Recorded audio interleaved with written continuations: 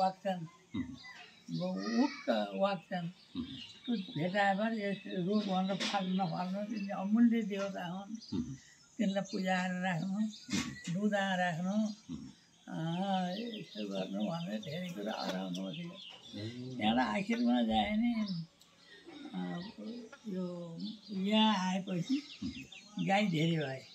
त्यहाँ छोरालाई भने कि यसो भन्नु उहाँले गाईले मुखाएर जाने यसो वागी नफाले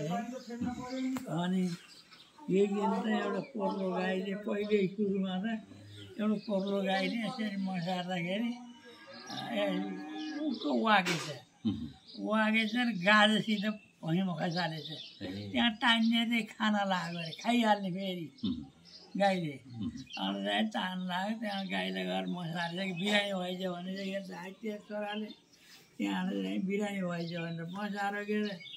तर होइन त्यहाँ देखेर गाज देखिन्छ अनि गाज पन्छाउँदा डरलो ए भए तपाईँले यसो भन्नुहुन्छ अघि यही नै त होइनन् भनेर देखा हो भने कत्रा कत्रा मान्छेहरू थाहा पाएका घरमा कोही साधुहरूले पनि गौलोचन भन्ने कुरा थाहा थिएन हाम्रा गाईले फाले आज रोग फाले भनेर फाइदियो थाहा भएन आज थाहा भयो भन्ने कुरो कस्तो त भयो कि मान्छेलाई यता जाने मलाई थाहा थियो र हामीले एक दुई गरेर हामीले कहिले कहिले एउटा यसले उत्त फालेछ वागेछ वागेछ र मुखा खान लाग्यो यसो चलाउनु लाग्यो यसले लौराले हान्छ कि लौराले हान्छ लौराले हान्छ खाल्टो खाल्टो थियो त खाल्टो भरियो उरियो जीवित नभए भरिन्थेनन्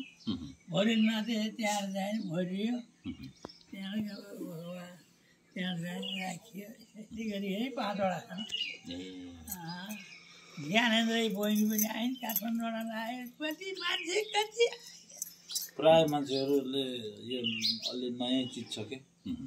एउटा यहाँ एउटा साधु छन् गाडिया पनि नभए नि आफ्नै पर्खा कुर्सिया पनि नभए नि त्यस्ता साधु आए तिनले जाए नि मरा हो थाहा पाएन रोग फाल भनियो भगवान् देख्न पाइएन म पाएँ भने खुसी भयो अरे दर्शन गरेर गएँ कि तपाईँ पनि एउटा फोटो खिचिदिनु जान्छ यहाँ भन्दा सरसँग